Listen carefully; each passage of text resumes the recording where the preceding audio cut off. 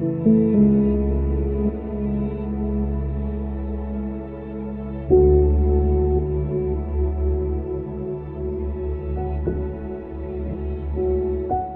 noite, a paz do Senhor, meu irmão, minha irmã. Que alegria chegarmos nessa nova quarta-feira. Eu quero te incentivar, te convidar a nessa aula, pegar mais uma vez aí a sua Bíblia, o seu caderno, a sua caneta e vamos juntos assistir essa aula preparada pelo pastor Helder. Diga com quem tu andas, que eu te direi quem tu és. Esse é um provérbio popular muito conhecido. É claro que todo provérbio tem uma ideia central, né? Tem uma lição central. Significa que o provérbio ele é uma verdade absoluta para todas as coisas. Esse provérbio, por exemplo, ele não é tão absoluto assim, porque não é pelo fato de eu andar com uma pessoa que significa que eu sou igual àquela pessoa. A aula de hoje eu poderia parafrasear esse provérbio da seguinte maneira: diga com quem tu andas, que eu te direi o que tu queres. Seria mais ou menos essa ideia. Porque a aula de hoje trata de pessoas que andaram com Jesus, que acompanharam Jesus, que caminharam com Jesus. E os resultados e as consequências nem sempre foram as mesmas. Por isso que nem sempre a ideia de dizes com quem tu andas, que eu te direi quem tu és, que é realmente correta. Pessoas andaram com Cristo e tiveram atitude de uma maneira, outras pessoas andaram com Cristo e tiveram uma atitude de uma maneira totalmente diferente. Vamos então ver a nossa aula de hoje em Marcos capítulo 3, dos versos 7 a 19. Marcos capítulo 3, versos do 7 a 19, diz assim a palavra de Deus. Retirou-se Jesus com os seus discípulos para os lados do mar. Seguia-o da Galileia uma grande multidão, também da Judéia, de Jerusalém, da Idumeia, da além do Jordão e dos arredores, de Tiro e de Sidom. Uma grande multidão, sabendo quantas coisas Jesus fazia, veio ter com ele. Então recomendou a seus discípulos que sempre lhe tivesse pronto um barquinho por causa da multidão, a fim de não o comprimirem. Pois curava a muitos, de modo que todos os que padeciam de qualquer enfermidade se arrojavam a ele para o tocar. Também os espíritos imundos, quando viam, prostravam-se diante dele e exclamavam: Tu és o Filho de Deus. Mas Jesus lhes advertia severamente que o não expusessem à publicidade. Depois subiu ao monte e chamou os que ele mesmo quis e vieram para junto dele. Então designou 12 para estarem com ele e para os enviar a pregar e a exercer a autoridade de expelir demônios. Eis os 12 que designou: Simão, a quem acrescentou o nome de Pedro, Tiago, filho de Zebedeu, e João, seu irmão, aos quais deu o nome de Boanerges, que quer dizer filhos do trovão, André, Filipe, Bartolomeu, Mateus, Tomé, Tiago, filho de Alfeu, Tadeu, Simão, o Zelote e Judas Iscariotes, que foi quem o traiu. Que Deus abençoe a leitura da sua palavra. Andar com Cristo é fundamental. A motivação pela qual faz você andar com Cristo é quem vai determinar quem de fato você é. Eu vou repetir para ficar claro. Andar com Cristo é fundamental. A motivação pela qual faz com que você ande com Cristo é quem vai determinar quem você é. Engana-se quem acha que, pelo fato de seguir a Cristo e andar com Cristo, você já tem a garantia da vida eterna, de ser um filho de Deus. Engana-se. Deveria ser assim. Mas o problema é que muitas pessoas, e nós podemos tirar isso à luz dessa passagem que eu acabei de ler, que nós vamos expor daqui a pouco, andaram com Cristo, seguiram a Cristo, tocaram Cristo. Alguns foram até abençoados por Cristo, curados por Cristo. E essas mesmas pessoas que andaram com Cristo, logo depois vão dizer crucifica, crucifica, crucifica e vão rejeitar Jesus Cristo. Então, não é uma questão de andar apenas. É a motivação pela qual você segue a Cristo que determina o seu futuro, que determina o seu destino eterno.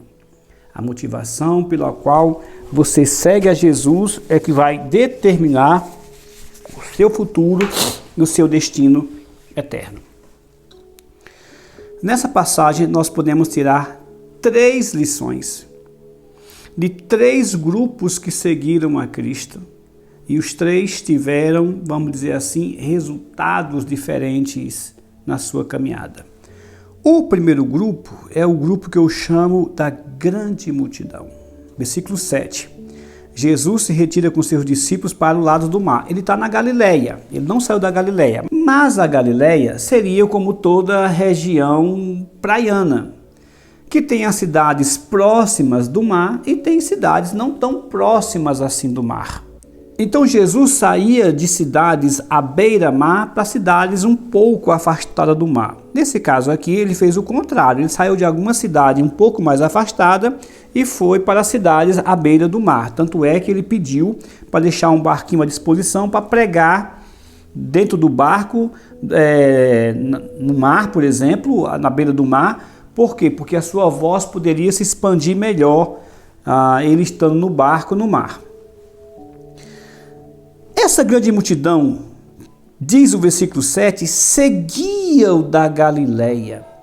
Então era a multidão que não seguia Jesus daqui para acolá, não, seguiu até por cidades inteiras, caminhando dias com Jesus. Diz o texto que viveu gente de Jerusalém, da capital. Versículo 8, da Idumeia, que é o território lá de Herodes Agripa. Da além do Jordão, de Tiro, de Sidom, uma grande multidão. Agora, essa grande multidão seguia Jesus com a seguinte motivação, final do versículo 8, sabendo quantas coisas Jesus fazia, veio ter com ele. Preste atenção, a multidão seguia Jesus pelo que ele fazia, e não pelo que ele era, no caso, é. Até hoje, nós temos uma grande multidão que segue Jesus pelo que ele faz. E faz no sentido que vai ser descrito aqui. Ele curava, versículo 10, pessoas que padeciam de enfermidades, pessoas se arrojavam para tocar nele, pessoas possessas. Então, pelo que Jesus fazia. Hoje nós temos até igrejas e evangelhos, denominações inteiras, cujo evangelho que pregam é o evangelho daquilo que Jesus faz em termos de bênçãos neste mundo material, físico e transitório. Este evangelho que se prega é o evangelho da bênção, é o evangelho da vitória, é o evangelho que nós chamamos positivista, triunfalista, é o evangelho da ordem positiva, né? Você determina a bênção e corre para a porta para esperar. É o evangelho que prega o que Jesus faz em termos de bênção e de benefícios neste mundo, neste corpo que nós estamos, nessa situação dispensacionalista que nós nos encontramos. Por isso que eu chamo esse evangelho do evangelho da grande multidão. Então a primeira lição aqui desses 3 grupos que seguem a Jesus é o grupo da grande multidão. O grupo da grande multidão, ele não se preocupa quem Jesus é. E também não se preocupa pelo que Jesus fez em termos da grande bênção para nossas vidas, que foi o seu sacrifício naquela cruz, que foi a morte de Jesus naquela cruz para pagar os nossos pecados, nos perdoando de toda a iniquidade, tirando de nós toda a culpa dos pecados que nós cometemos, passados, presentes e futuros, e nos declarando justo diante do grande juiz, que é Ele mesmo, no dia da consumação. É esta grande obra que Jesus fez naquela cruz, nessa aliança eterna entre Deus Pai, Deus Filho e Deus Espírito Santo, está ficando de lado em muitas e muitas igrejas e denominações. Na mídia nem se fala, né? Na mídia você mal ouve o verdadeiro evangelho, o evangelho da cruz. Eles chamam esse tipo de pregação de evangelho da bênção, mas na realidade, meu irmão, isso não é uma bênção, não é um evangelho da bênção. Que Cristo cura, Cristo cura. Que Cristo derruba por terra toda entidade espiritual, Cristo derruba por terra toda entidade espiritual. Que Jesus já venceu, inclusive, o príncipe de todos os demônios, de toda a esfera espiritual do mal, que é Satanás, Jesus já venceu, ele já esmagou a cabeça da serpente. Mas a maior bênção não é essa. A maior bênção, como diz o próprio Cristo um pouquinho mais aqui na frente, a maior bênção é vocês terem escrito os seus nomes no livro da vida. É o nome de vocês estar ali escrito no céu. Essa é a grande bênção. Essa é a verdadeira e grande bênção que nós devemos buscar, nós devemos nos alegrar. Quer amanhã Cristo faça uma cura na minha vida, uma cura física de alguma enfermidade, de alguma doença? Se Ele fizer, amém, glória a Deus. Mas quer amanhã Ele não faça essa cura física na minha vida, amém, glória a Deus, porque a grande cura Ele já realizou. Foi a cura do pecado. Se amanhã Jesus me libertar de um problema, seja financeiro, seja um problema familiar, de relacionamento, qualquer que seja a dificuldade ou o problema, e o Senhor Jesus me livrar, glória a Deus, aleluia, Ele pode fazer isso, Ele faz isso. Mas se amanhã, nesse mesmo problema, o Senhor Jesus não me livrar, glória a Deus, aleluia. O grande livramento Ele já me fez por mim e por você, que foi nos livrar do inferno. Eu tenho prometido, vira e mexe, pregar sobre o inferno e eu tenho protelado. Mas vai chegar o dia, eu tenho certeza, talvez até mesmo no Evangelho de Marcos, em que eu vou trazer aqui algumas pregações sobre o que é o inferno. Para que as pessoas entendam qual foi a grande bênção de Jesus Cristo nas nossas vidas, a grande obra que realmente Ele fez nas nossas vidas, que foi nos livrar daquele destino terrível. Abençoado, glorificado é aquela pessoa que entende que a maior bênção de Jesus Cristo nas nossas vidas foi a sua obra na cruz, pagando o preço dos nossos pecados, nos livrando da condenação eterna. Essa é a grande bênção. Correr atrás de Cristo, porque Ele pode me fazer uma bênção material, tipo ganhar dinheiro, tipo ficar rico, tipo uma cura de uma doença, ou qualquer outra coisa. Se você for seguir Jesus apenas nessa visão, nesse evangelho que é pregado, que se chama, entre aspas, de evangelho da prosperidade, mas na realidade não é evangelho da prosperidade, porque o final não é próspero para ninguém. A pessoa que segue Jesus por aquilo que Ele faz, nesse sentido aqui, físico, faz parte da grande multidão. E não serão poucos, como não foi no tempo de Jesus, que na primeira, entre aspas, decepção com Cristo, na primeira coisa que Cristo não atender, essa pessoa vai se voltar contra Cristo, vai jogar pedra em Cristo e vai gritar: crucifica, crucifica, crucifica. Eu conheci um rapaz em São José dos Campos, que ele chegou na igreja e ele estava passando algumas situações financeiras difíceis. Ele parece que tinha tido uma vida financeira estável, boa no passado, mas naquele momento passava uma situação de dificuldade difícil. E ele foi para a igreja, na igreja que eu era pastor. E lá, é claro, a nossa pregação era a pregação do verdadeiro evangelho. Eu me lembro que um dia ele chegou para mim e disse assim: pastor, eu estou já para desistir de Jesus Cristo e estou já para fazer um pacto com o diabo. Porque com Cristo não está dando certo, não. Está dando certo, não. A gente peleja, eu estou vindo para a igreja, estou dando uma oferta aí, estou dando dízimo, mas as coisas não estão andando, não. Eu acho que se fizer com o diabo é mais rápido e mais fácil. E eu falei para ele assim, do jeito que eu estou falando aqui, eu falei para ele, olha, o irmão tem toda a razão. Eu chamei de irmão. O irmão tem toda a razão. Se o irmão fizer o acordo com Satanás, eu não tenho dúvidas de que o irmão vai ficar rico mais rápido. Até porque o próprio Satanás ofereceu para Jesus os tesouros deste mundo. Se o Senhor estiver seguindo Jesus Cristo pelo que ele faz e faz nesse sentido que o Senhor está querendo, meu conselho para o irmão é que o irmão faça com Satanás, que o irmão vai se dar bem.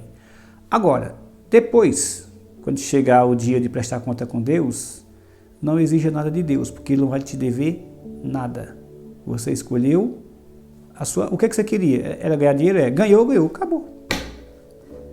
E a alma? Bom, a alma você não pode fazer nada, porque você nunca se preocupou com ela. Eu falei assim, ele ficou com os olhos do tamanho da câmera que está me filmando aqui, ficou os olhos dele. Ele acha que ele esperava uma resposta dessa.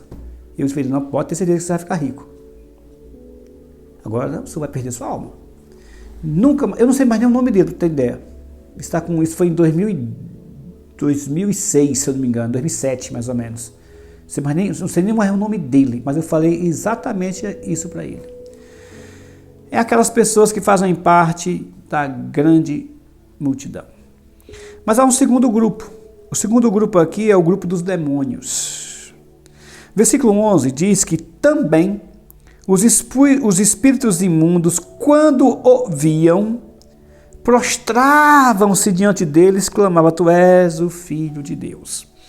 Nós vimos uma pregação, logo lá no começo das nossas aulas, que quando um demônio chegava para dizer para Jesus, tu és o Cristo, o Filho de Deus, Jesus não conversava com demônios. Aliás, Jesus não dialoga com demônios. Eu não sei onde é que nós encontramos tanto pastor, entre aspas, hoje, entrevistando endemoniado, conversando com endemoniado, nas igrejas, nos cultos televisionados, na internet, nas mídias sociais. É inacreditável o que tem de pastor. Tem pastor que chega a conversar 40, 45 minutos entrevistando endemoniado.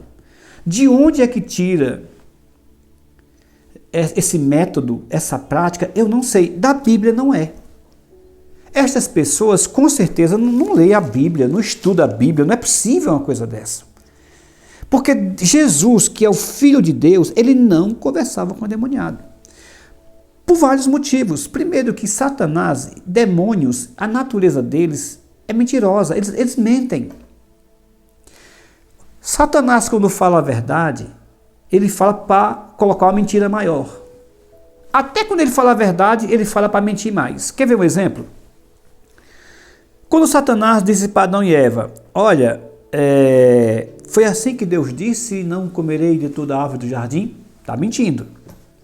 E Adão e Eva disse, não, Deus não disse isso. Deus disse que pode comer. Agora, se comer, vai morrer.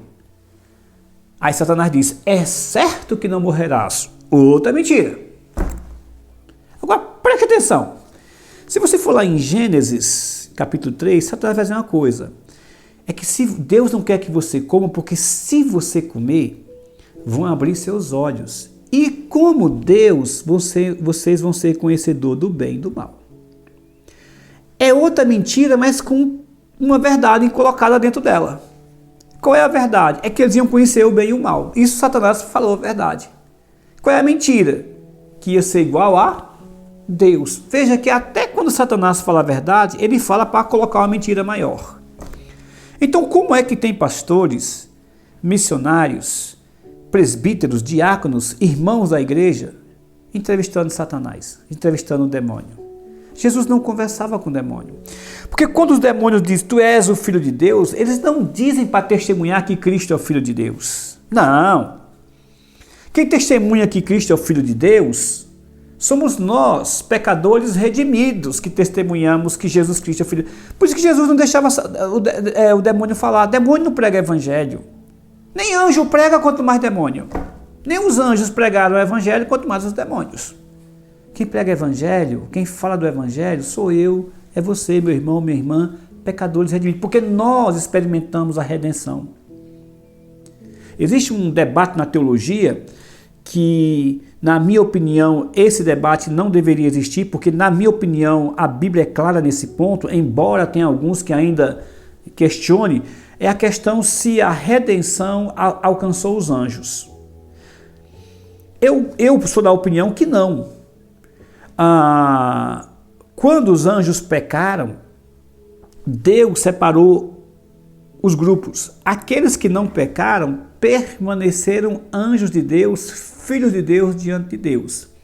E Deus selou a natureza deles, para eles não pecarem. Anjo não peca, de jeito nenhum.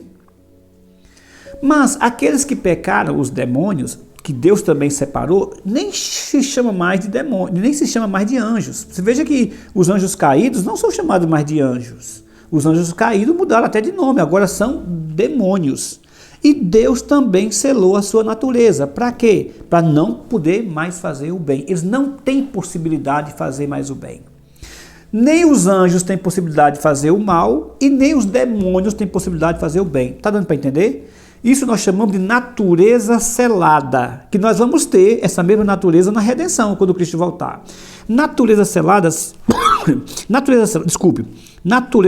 significa que aquele que é do bem não pode fazer mais o mal. Aquele que é do mal não pode mais fazer o bem. Por isso que aquela filosofia chinesa, oriental, de uma maneira geral, né? Até rimou, essas filosofias do yin e yang, de que há um mal no bem, um bem no mal, é totalmente errada. Totalmente errada. A natureza selada não permite uma pessoa que tem a natureza selada do bem fazer o mal.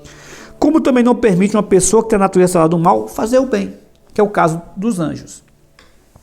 A redenção alcançou os anjos? Eu creio que não. Porque o próprio Deus já selou a natureza deles. No céu nós vamos saber essa questão. Mas na terra, nós que fomos o alvo da redenção, que experimentamos a redenção, nós pecadores redimidos, ainda estamos nessa luta entre o bem e o mal. Ainda. Quando Cristo voltar, não teremos mais essa luta, quando houver o novo céu e a nova terra.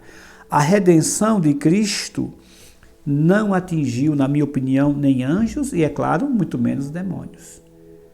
Então eles não podem falar de Jesus Cristo, és o Filho, se prostrar, como diz aqui, porque eles não estão adorando Jesus. Eles não estão fazendo isso para pregar o Evangelho, para falar a verdade. Não, repito, é por isso que Jesus dizia, cala-te, quando eles falavam isso. Por quê? Porque os demônios sempre vão fazer as pessoas se afastar de Cristo. Até quando, aparentemente, você lê um texto como esse, mas puxa vida, os demônios se prostravam diante deles, se prostravam. Porque maior é o que está em nós do que aquele que está no mundo. Mas não se prostrava como nós nos prostramos diante de Cristo para glorificar o seu nome, para exaltar o seu nome, para glorificar o seu nome. Tanto é verdade, irmão, que lá na frente no Evangelho de Marcos, quando Pedro vai dizer, tu és o Cristo, o Filho de Deus, a partir dali, Jesus diz, olha, bem-aventurado és tu, porque não foi nem carne nem sangue que te revelou, mas sim meu Pai que está no céu. E a partir dali ele muda totalmente seu ministério e sua pregação. Ele começa a dizer que vai morrer na cruz. Até aqui não fala nada de cruz. Até aqui não fala nada de morte. Se ele tivesse falado da cruz aqui, essa multidão já teria ficado bem pouquinha. Como vai ficar lá na frente? Quando ele disser que o Messias vai ter que morrer numa cruz. A multidão vai correr. Os próprios demônios vão ficar sem saber o que fazer. Pode observar que quando Jesus fala que vai morrer numa cruz, os demônios param de chamar ele de Filho de Deus. Até porque, a partir daquele momento, são os cristãos, os apóstolos e os discípulos que vão glorificar Jesus Cristo. Este, de fato, é o Filho de Deus. Os homens, a raça humana, homens e mulheres, este, de fato, é o Filho de Deus. E aí sim, aqueles que são fruto da redenção de Cristo podem dizer isso, porque experimentaram essa redenção. Os demônios não. Isso me leva para o terceiro e último grupo. Nesse terceiro e último grupo, eu queria avisar para os meus amados irmãos que vai do versículo 13 ao versículo 19, que é o grupo dos apóstolos, dos discípulos de Cristo, dos verdadeiros seguidores de Cristo. Só que eu vou dar uma pincelada nesse grupo agora, e vou voltar nesse mesmo grupo na próxima aula para tratar mais especificamente, porque tem muita coisa a ser dita acerca desse terceiro grupo. Então o primeiro grupo é a grande multidão, aquela que segue Cristo pelo que ele faz. O segundo grupo é o grupo dos espíritos imundos, dos demônios, com suas mentiras, com seus sarcasmos, tentando deturpar Cristo, sua missão e seu evangelho. Mas o terceiro grupo é chamado o grupo dos 12 apóstolos. Diz o versículo 13 que Jesus subiu ao monte e chamou o que ele mesmo quis e vieram para junto dele. Então designou 12 para estarem com ele e para os enviar a pregar e a exercer a autoridade de expelir demônios. Ponto. Nesses tempos em que nós estamos vivendo, em que desde a década de 90 começaram a surgir no mundo protestante os tais apóstolos, é importante ler esse texto. Quando o último apóstolo morreu, que foi o evangelista João, quase por volta do ano 100 da era cristã, do primeiro século da era cristã, já o alvorecer, do segundo século, por pouca coisa ele teria alcançado até o segundo século da era cristã. Mas quando o apóstolo João, o último apóstolo, morreu, acabou a era apostólica. Acabou esse grupo chamado por Jesus. Durante 1990 anos, o cristianismo bíblico não conheceu outros apóstolos além desses 12.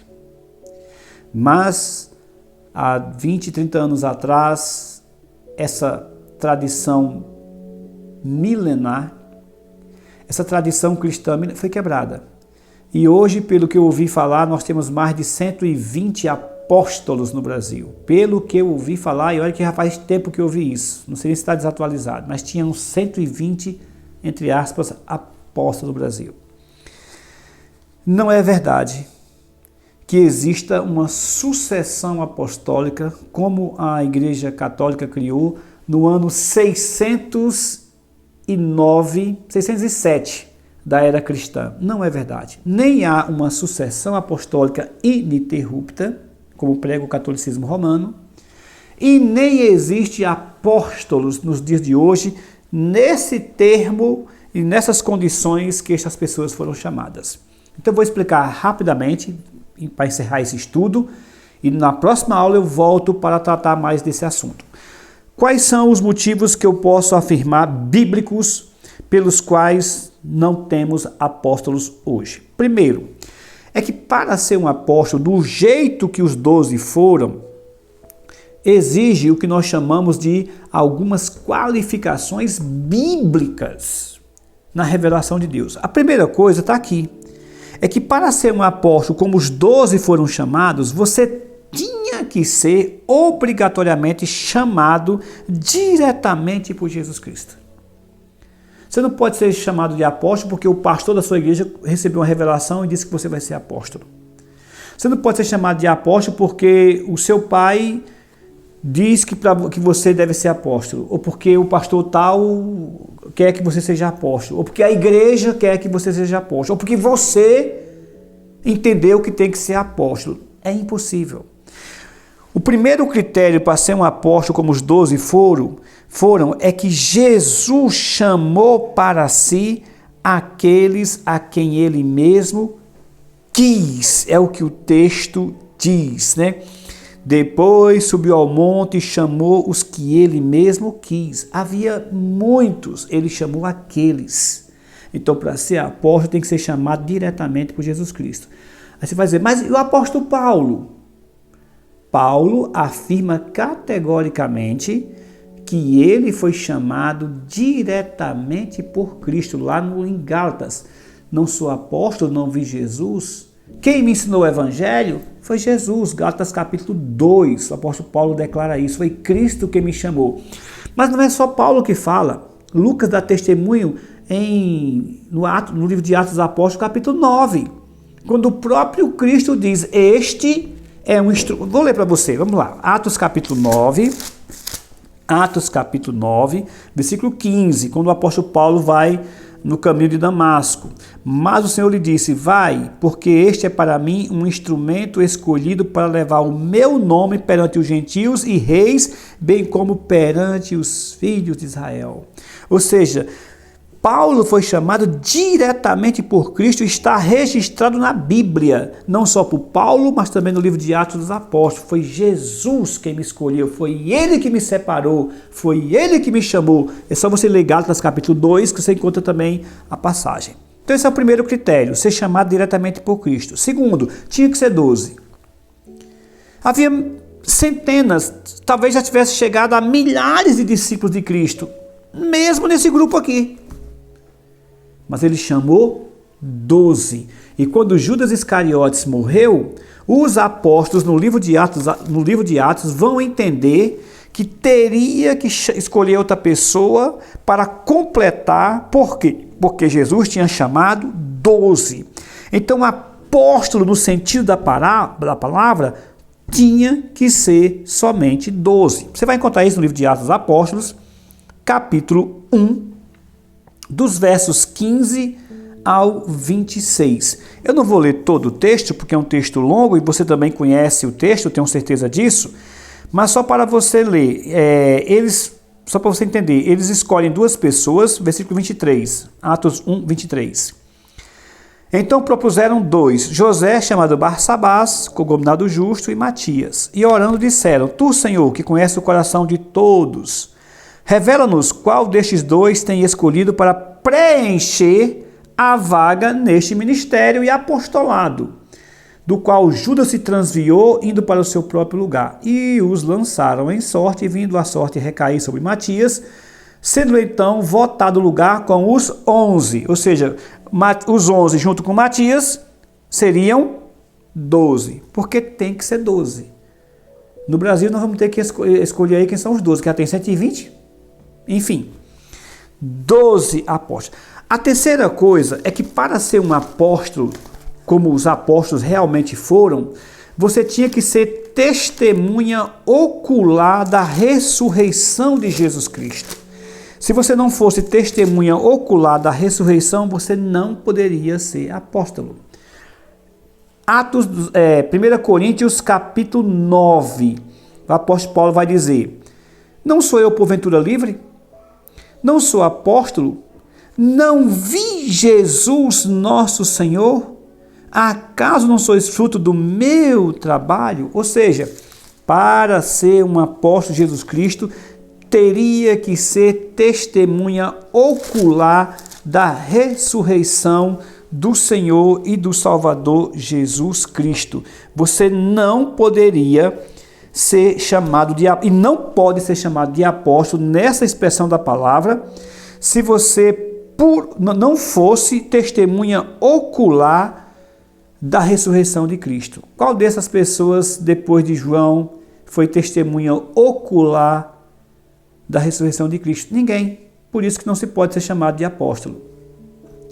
Outro critério, você tinha que aprender o evangelho diretamente de Jesus. Você não podia aprender o evangelho de outro apóstolo ou de outro discípulo. Tinha que ser diretamente de Cristo. Por isso que Marcos diz que Jesus chamou essas pessoas para estar com ele e começou a andar e a treiná-los. Pode observar, Marcos capítulo 3, versículo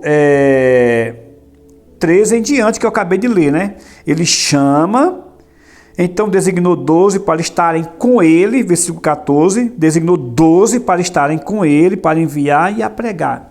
Então tinha que aprender o evangelho direto de Cristo. Agora, se você for lá em Gálatas capítulo 1, versículo 11, Paulo vai dizer a mesma coisa. Faço-vos, porém, saber, irmãos, que o evangelho por mim anunciado não é segundo o homem. Versículo 12 agora. Porque eu não o recebi, nem o aprendi de homem algum, mas mediante a revelação de Jesus. Então, para ser um apóstolo, na expressão da palavra, tinha que aprender o evangelho diretamente de Cristo. E tinha que ser comissionado também por Cristo. E era comissionado não só para pregar, mas para exercer a autoridade sobre o mundo espiritual, como vai dizer aqui no versículo 15, e a exercer a autoridade de expelir demônios. E aí ele dá a relação. Bem, meu querido, completando, hoje nós vimos 3 grupos de pessoas andando com Cristo. Mas nós vimos também essas pessoas com motivações diferentes.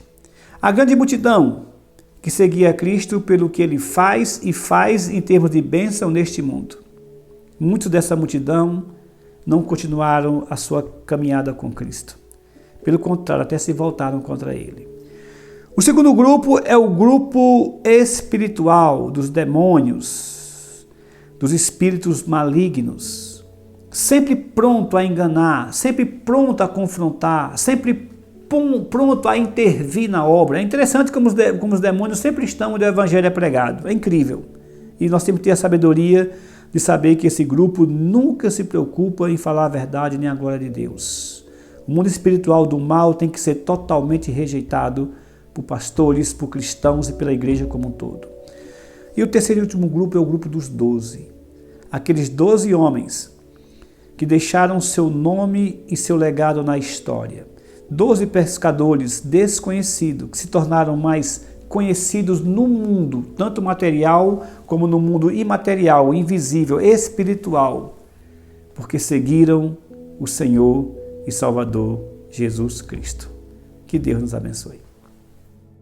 Amém. Louvado seja Deus por mais essa aula, pela vida do pastor Helder, pela sua vida que tem acompanhado semana após semana as ministrações aqui na Escola Bíblica Online. Que nós possamos continuar nos esforçando para colocar em prática aquilo que nós temos aprendido. E que nós possamos continuar sendo igreja nas nossas programações online e agora também nas programações presenciais. Amanhã nós temos vídeo aqui no YouTube, na sexta-feira nós temos a nossa reunião de oração que ainda acontece no Instagram, no sábado temos trabalho com os pré-adolescentes, adolescentes e jovens, e no domingo, se o Senhor permitir, estaremos juntos em mais 2 celebrações da família às 10 e às 19 horas. Que Deus te abençoe e tenha uma excelente noite de quarta-feira.